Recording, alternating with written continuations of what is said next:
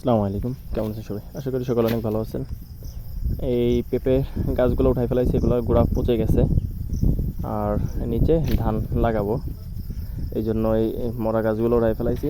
উঠাই এখানে জমি চাষ দিয়ে তারপরে ধান রোপণ করবো আর কি, লাগাবো।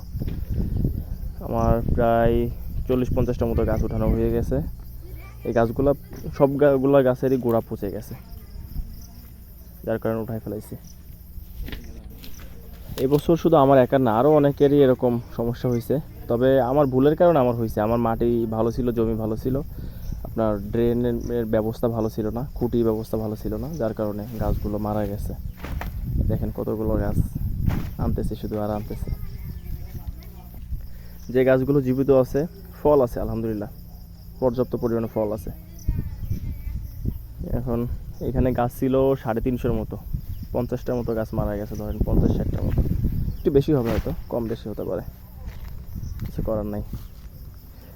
পরের এই বছর তো গেল, পরের বছর পেঁপে চাষ করলে আগে থেকেই পরিকল্পনা করে চাষ করতে হবে। এই ভুলগুলো শুধরাতে হবে, ভুলগুলো আর যাতে না হয় এই দিকেও খেয়াল রাখবো। আপনারা দোয়া করবেন আমার জন্য। কিছু পেঁপে বিক্রি করছি আজকে 1000 টাকা করে মন, পাইকারি। হয়তো বা খুচরা আপনার 50 টাকা করে কেজি, 50 টাকা, 60 টাকা, 55 টাকা এরকম বিক্রি করতেছে। আর আমাকে দিছে হচ্ছে 1000 টাকা করে মন, তাতে আসে 25 টাকা করে কেজি আসে। দেখি একবারে আমাদের এখানে আপনার একবারে 20 মন 25 মন বিক্রি করা যায় না। আমি 3-4 মন নিছি। ওই হাটে যারা ওই বিক্রি করে, এখানে হাট আছে, আমাদের গ্রাম অঞ্চলে হাট আছে, ওনারা 2 মন 3 মন, এক একজন 2 মন 1 মন এরকম করে নেয় আর কি, নিয়ে নিয়ে ওনারা বিক্রি করে। আর এই জন্যই আমাদের এখানে একটু পেঁপেটার দাম বেশি পাওয়া যায়। পেঁপের সাইজ টপ রেডি একবারে খারাপ না। আমি যেটা দেখলাম যে আপনার বড়গুলো 1 কেজি, 1.5 কেজি, 2 কেজি হয় না এখনও। আর কিছুদিন রাখলে 2 কেজি হয়ে যেত, কিন্তু আমার পেঁপেগুলো কাঁচা পেঁপেই চুরি হয়ে যাচ্ছে। তো দেখলাম যে কাঁচা পেঁপে যদি চুরি হয়ে যায়, পাকাইলে আর থাকবে না। যে গাছটাও মারা গেছে, এই জন্য উঠাই ফেলাইলাম। এই সামনের এটাও অবস্থা খারাপ, গোড়া পচে গেছে। যেগুলো পাতা ঝরে গেছে, এটা একটাও জীবিত নাই, সবই মারা গেছে। যার কারণে ভাবলাম যে এখানে ধান লাগাই দিই। আমার জমিতে প্রচুর পরিমাণে ঘাস, কোনো যত্ন করা হয় নাই। পেঁপেতে টোটালি কোনো যত্ন করি নাই। আর পেঁপে এমন একটা ফসল, এ দেখেন দুইটা দুইটা গাছ, কতগুলো ফল ছিল গাছে, প্রচুর ফল ছিল। প্রত্যেকটা গাছেই হিউজ পরিমাণে ফল সেটা হয়েছিল, প্রত্যেকটা গাছেই। কিচ্ছু করার নেই।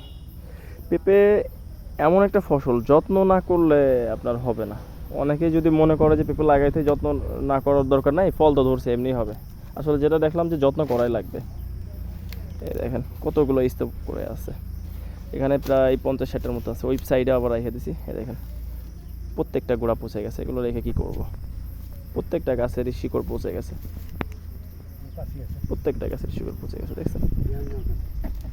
এই জন্য উঠাই ফেলালাম।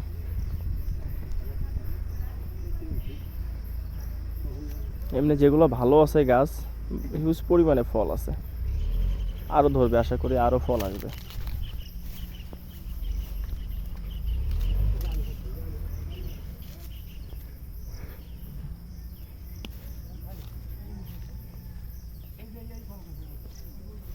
এই সাইডে দেখছেন, এখানে 4-5টা গাছ আছে, ওইখানে 3-4টা আছে।